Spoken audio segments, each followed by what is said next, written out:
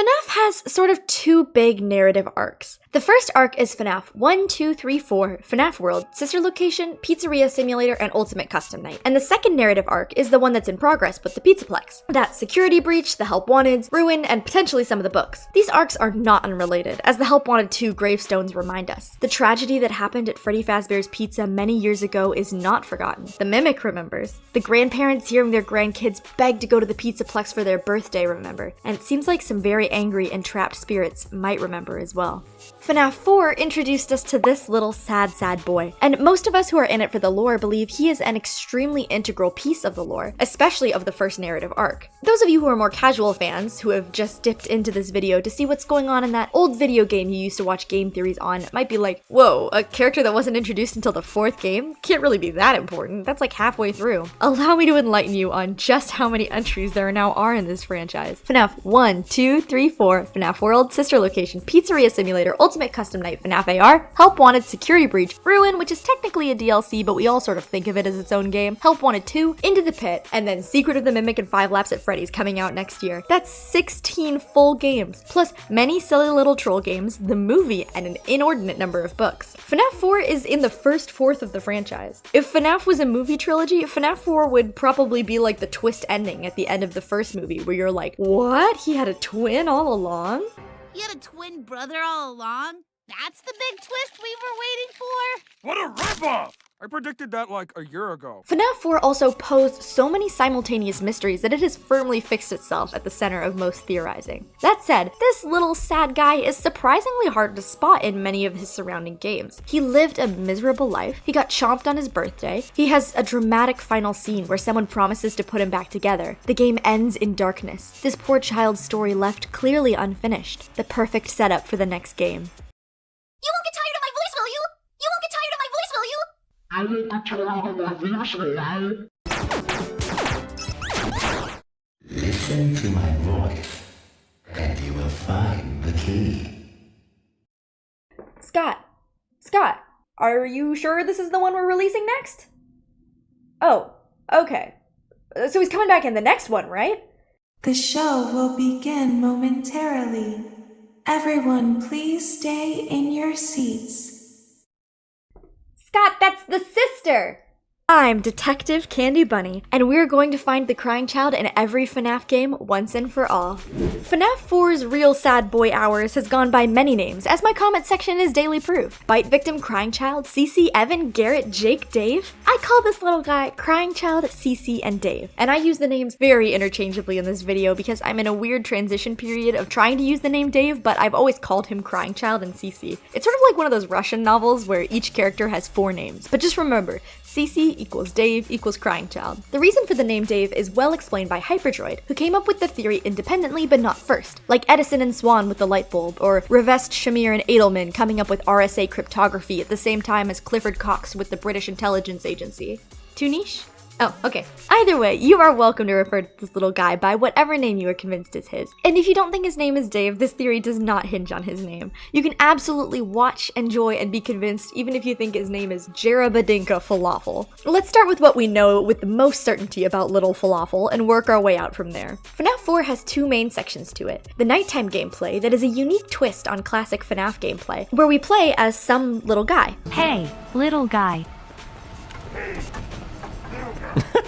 At face value, this is a young child who is terrified of the Freddy's animatronics, having nightmares of horrifying toothy versions of the band coming for him in his room, sneaking in behind his back and popping out from his closet. The second section is the between night cutscenes where we play as this sad little guy and watch him go through life neglected by his parents, unable to emotionally regulate, and tormented by his older brother until his brother pranks him so hard he dies. I think it's worthwhile to point out that when FNAF 4 came out, we only had a few characters and a very little on any of them. We had a group of dead MCI victims who possessed Freddy, Bonnie, Chica, and Foxy. They had minimal personality besides Fast, Kitchen, and Freddy. And then one special guy who possessed Golden Freddy. We had a phone guy, we had a purple guy who turned into a yellow guy, and we maybe had another batch of dead kids who had even less personality than the first bunch. And we had the puppet. We also technically had the night guard, but we weren't thinking a lot about who they were in the story at the time because they were kind of us. And then FNAF 4 simultaneously gave us everything and nothing on these two boys, Crying Child and Foxy Bro. We got their personalities, their immediate environment, their relationship with Freddy's and each other. We even got the year they took place. If you only look at the mini-games, the waters are very clear, but every attempt to make sense of where they fit in the story for the rest of the games, even the nighttime segment of their own game, muddies the water. How do the rest of the Freddy's characters exist if Fredbear's Family Diner isn't closed yet? How can this girl have a finger-trapped Spring Bonnie if Springtrap doesn't happen for over 30 years? How can Purple Guy be a grief-stricken father driven to murder by the madness of losing his child if the Fredbear plush has the possession eyes, implying he's already killed at least one kid? How can the Crying Child be the player of the nighttime gameplay if he can hear the FNAF 1 phone call in the background? And how can his brother Mike be the player if he's seeing IV drips and medication by the bedside? And don't even get me started on if one of these kids was kidnapped in infancy, or worse, a robot.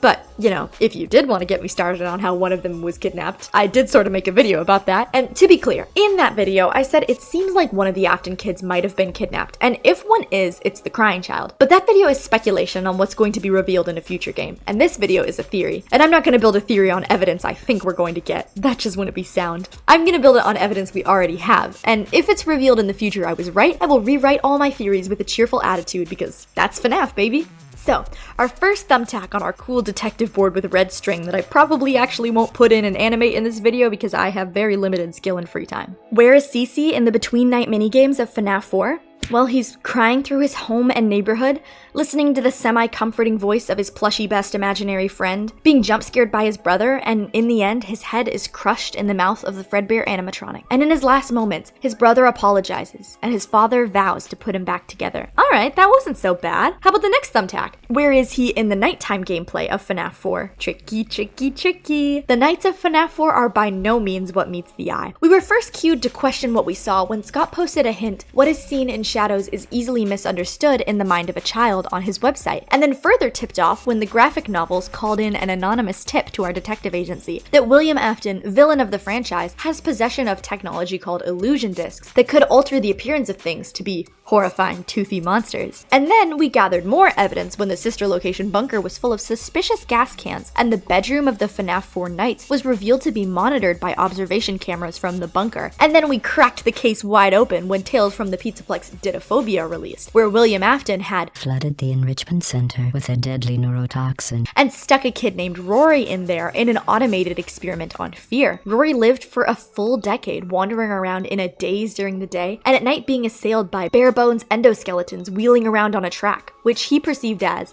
say it with me, horrifying toothy monsters because of the nightmare gas. So now we realize the FNAF 4 gameplay is not the sad little boy having nightmares, but someone being observed and tested with illusory monsters. But who? Is it Dave? Or is it perhaps his brother Mike? Or perhaps it's some other child like Rory in Didophobia, which, by the way, I googled and it means fear of repetition. Isn't that neat? I have a theory. Shocking, I know, on my theory channel. So there are 3 big twists in the plot of the FNAF 4 nighttime gameplay. The one I just told you about, how it's actually some crazy fear experiment.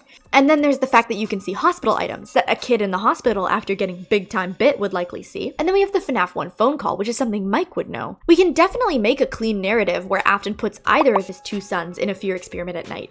He's not good at parenting. He's not even that good at evil science because like Doofenshmirtz, he keeps getting stuck in his own innators and exploding. Or burning. But which kid? Which one did he torment specifically? Well, I've connected all the red strings, and I think it's the Crying Child who is in the fear experiment. Here's why. The FNAF 4 nighttime gameplay, despite being constantly referenced as an experiment on an awake child, actually seems to be a dream. The nightmares are called nightmares. The child is seeing not just the programmed fear illusions, but also the IV drip and the FNAF 1 phone call. Scott said he didn't fill the game with random Easter eggs. The player has heard the FNAF 1 phone call, which means this takes place at earliest 1989, the earliest date I see most people posit for FNAF 1 taking place. That far in the timeline, the Crying Child has been dead for 6 or more years, and Mike has broken free from his father and is going to come find him. If this game is happening in 1989, it's not the fear experiment itself. Neither child can be experimented on right now because neither of them are with Afton. And the Crying Child is very much dead, so the person having the dream is Mike. But Candy, you just said it's the Crying Child. Nuh-uh-uh, because I have a sneaky hidden detective handheld recorder, and let me replay the conversation to prove to the court that I did not perjure myself. Well, I've connected all the red strings, and I think it's the Crying Child who is in the fear experiment. The crying child was experimented on, but it's Mike who's dreaming about it. Wait, so Mike is dreaming about the crying child's experience? Yes, exactly. And we've seen this before. In fact, the last time we heard about dreams in this franchise, it was this exact thing. The between-night cutscenes of FNAF 2 are called Dreams in the Files, and the dreamer is dreaming from the perspective of one of the MCI victims, being approached by the puppet so that they can haunt their animatronic. But the dreamer isn't one of the MCI victims, they're just dreaming from their perspective. But who could have the ability to commune with ghosts in such a way that they could experience their memories as dreams? Oh, I don't know, maybe the guy who got violently injected with a bunch of remnant and keeps poking around every haunted Freddy's location he can get his disfigured purple body to? Mike may be the dreamer of the FNAF 4 nighttime gameplay, but I want to make it clear, I'm not shoving the crying child to the side here. The real player is actually the crying child, and Mike is just secondhand experiencing the actions the crying child took while being experimented on. Mike may be experiencing it, but it was really the crying child who was trembling at the door, straining to hear the menacing breath of the beast. That's 2 whole thumbtacks! How many games did I say there were again? Oh, good heavens, we gotta speed this up. The chronological order of the FNAF games has always been a hard thing to pin down. One moment you think Sister Location takes place after FNAF 2, and then the next you think maybe it's really the first thing in the whole darn timeline. Luckily for me, I don't think the crying child is in Sister Location at all. So once again, I dodged the bullet of pinning it down definitively and ride off into the sunset with my theories to fight another day.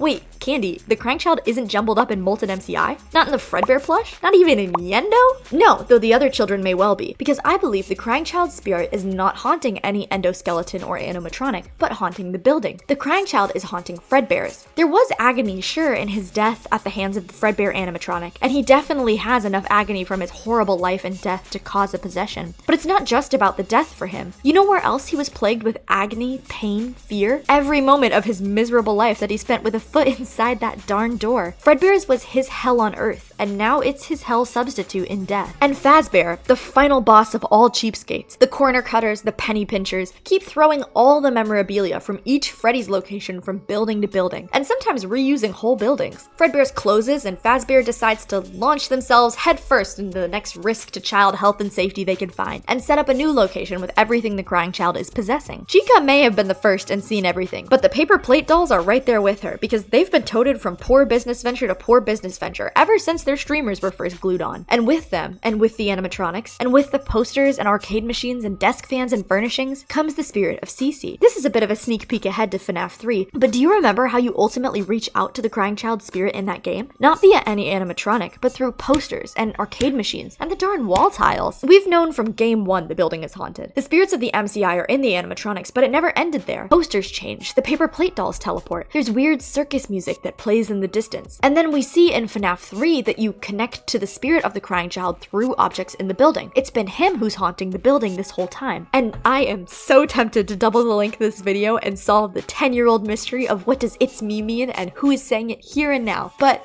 I'm really busy this week and I only have a short amount of time to edit this video. It's a shame because first of all, I'm just dying to tell you the theory. And second of all, I think it really supports my theory that the crying child is haunting the building. But I really gotta pace myself and finish this video by Thursday. So I'm gonna pin down FNAF 1 and FNAF 2 on our cool metaphorical detective board. And if you're still feeling a little on the fence about this, come back next week and watch the video I'm gonna make on It's Me, and I will theorize my little heart out in an attempt to persuade you. Where's the crying child in FNAF 1 and 2? He's back in the f***ing building again! He's still in the building. FNAF 4 is our source point for the crying child, and FNAF 4 is sandwiched between FNAF 3 and FNAF World in terms of release order. This is a totally unrelated aside, but has it ever bothered any of you that people use the word sandwich so weirdly when they use it as a metaphor? Like, for example, if you were standing between two people and they have the same name, like, I don't know, like Sarah. So it's Sarah and then you and then another Sarah, and people go, haha, it's a Sarah sandwich. That's so weird because in the metaphor, Sarah is the bread, and it's really rare that you refer to a sandwich by the type of bread. You always refer to it by the stuff in the middle. Anyways, FNAF World. I made a big video that I am so proud of because it was basically my first decently edited theory on this channel where I go through FNAF World and FNAF 3. I don't want to make you go watch that video in order to understand this one if you didn't watch it, but I also don't want to bore the viewers to death who have already seen it, so I'm going to try to summarize it in a fresh and satisfying way. If you saw that video, you're welcome to skip around using the timestamps, though I have done my best to present it in a fresh way here if you decide not to skip through. FNAF World is a big break from the classic FNAF gameplay and tone. It's a cutesy RPG game, perfect for those FNAF fans who love the lore and are frankly too afraid to play a jump scare horror game. Did I mention it's free? Seriously, if you're one of the fans who loves FNAF but feels you can't play it, you should play FNAF World. It's a lot of fun. But where is the crying child in FNAF World?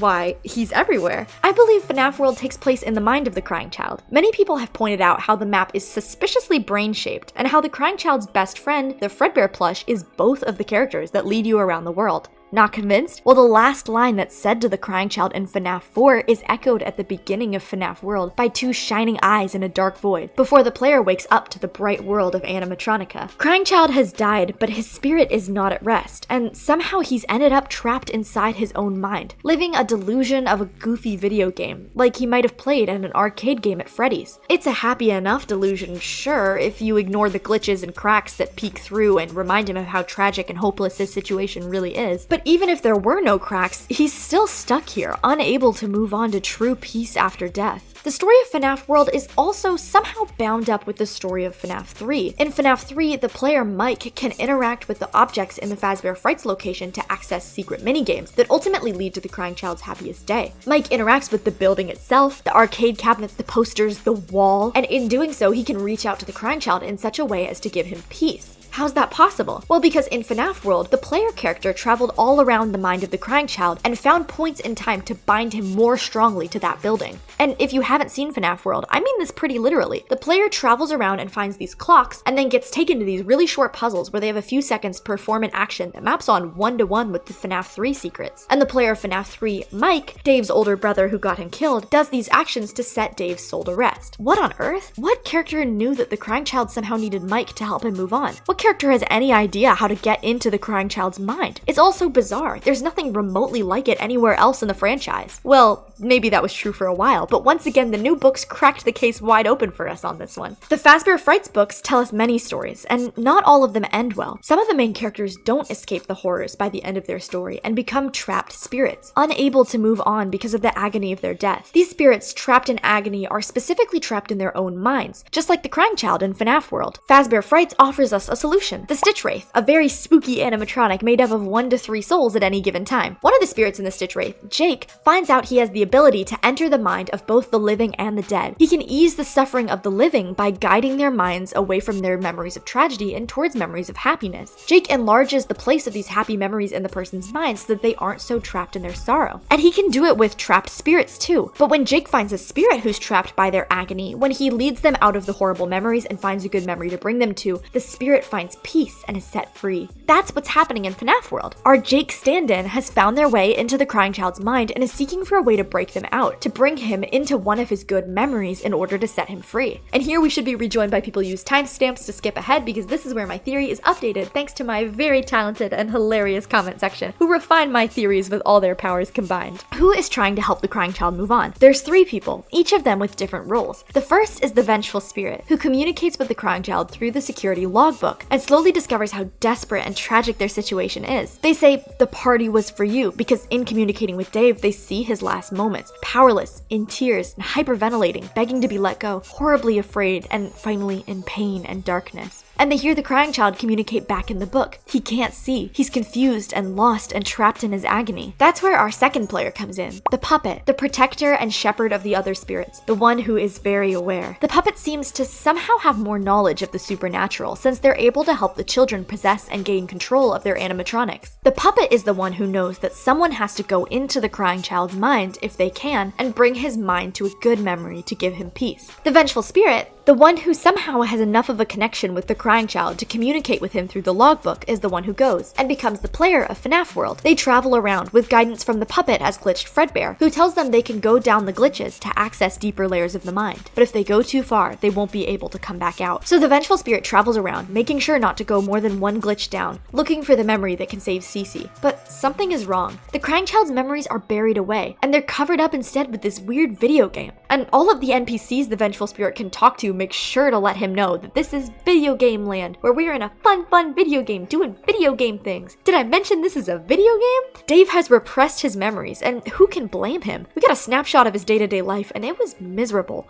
Horribly miserable. His parents? Basically non-existent. His one caretaker is his punk older brother who takes malicious delight in scaring Cece and making him cry. His death was horrific, and that's just the parts we could see. If he was in the fear experiment of the FNAF 4 nighttime gameplay, the kid was basically in a living hell. The vengeful spirit can't find a memory anywhere in the crying child's mind that's even remotely good. They either find the lie Dave is living in, this silly RPG game, or they travel down the glitch and find the eerie darkness and the loneliness. So the puppet, as Glitch Fredbear, turns the vengeful spirit to new purpose. If we can't find a memory of kindness and love anywhere for this poor kid, we'll have to bring one to him. And it just so happens that the very brother that tormented him and killed him is out there in the world, filled with remorse and desperate to find any Freddy's location, trying to reach out for his brother, dedicating his entire life to find him and atone for what he did. So Glitch Fredbear sends the vengeful spirit to find the clocks and bind the crying child to all the memorabilia that's going in the newest Freddy's location, where Mike is bound to come back too soon because it's where he feels most connected to his lost brother, just like Mike in the FNAF movie, who keeps coming back to Freddy's over and over again because somehow his connection to the spirit of his brother is stronger in the building. The vengeful spirit sets up the clocks, but something is still not right. You see, in the story of Jake and the Stitch Wraith, Jake could set people free only when he found a memory of a happy moment with their loved ones. Does Dave have a single happy memory with Mike or anyone throughout all of his miserable life? If they make sure his spirit is tied to the building where Mike will be and Mike reaches out, why would Cece reach back? How could he see the man who killed him and somehow find peace in that sight? Don't go too deep into the mind. Don't glitch too far. If you go so far, you may never come back. But how can the vengeful spirit leave now, when there's still one more step that must be completed? Finding one memory of love and kindness somewhere between the repression and the horror. They glitch down. They glitch again and again. They're so deep now that the facade of the happy game is all but washed away, and the player icon is a symbol for a dead child. We must be close. One more glitch. There's gotta be something down here, and there is, but it's not the happy memory we're expecting. It's a man in a quiet forest, fishing in a red lake. What truth does he have to tell us that's buried 4 whole layers deep in the crying child's mind? I'm sorry to say you have gone too deep into the code. There is no way back out. My name is Old Man Consequences. Come have a seat and let's fish for a while.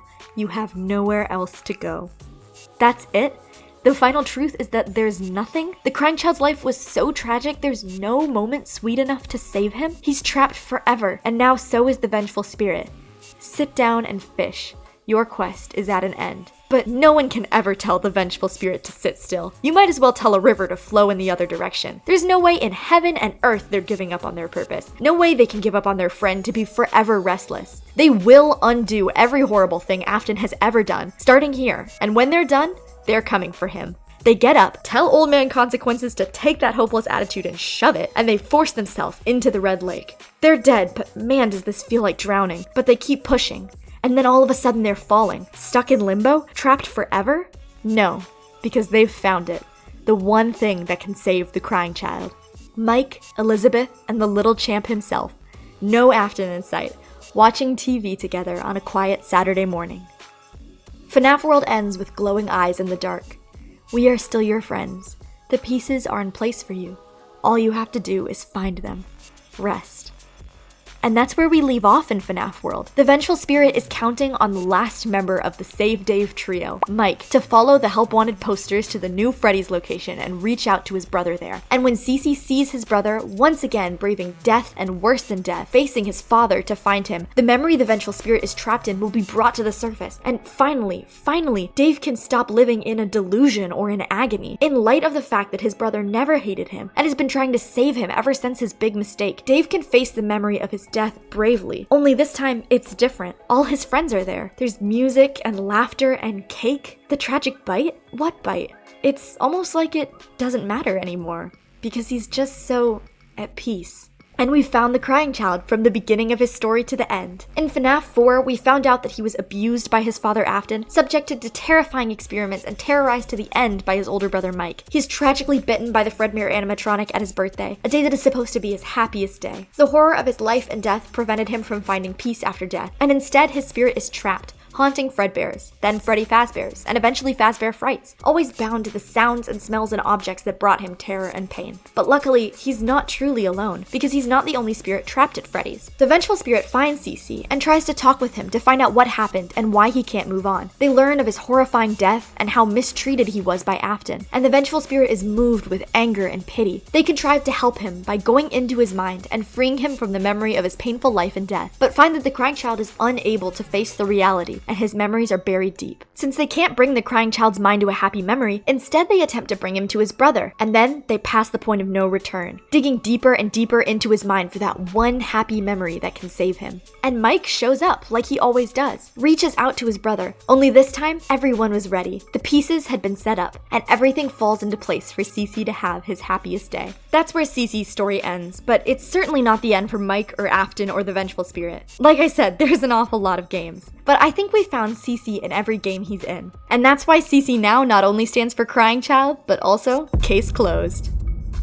I suspect you all have some thoughts on this theory because what the crying child possesses and when or if Happiest Day takes place are hot topics. If you've got another theory about what's going on with our sad little guy, absolutely comment. I read every single one of my comments and I'll give it a heart once I've read it. You guys have always been so kind and gracious even when you're disagreeing with me, and I get so much joy and a lot of laughter reading what you all have to say. Thank you for watching this video and any video of mine you've watched. You guys keep hyping me up and I'm just so grateful. I have been Candy Bunny and I have candy all day.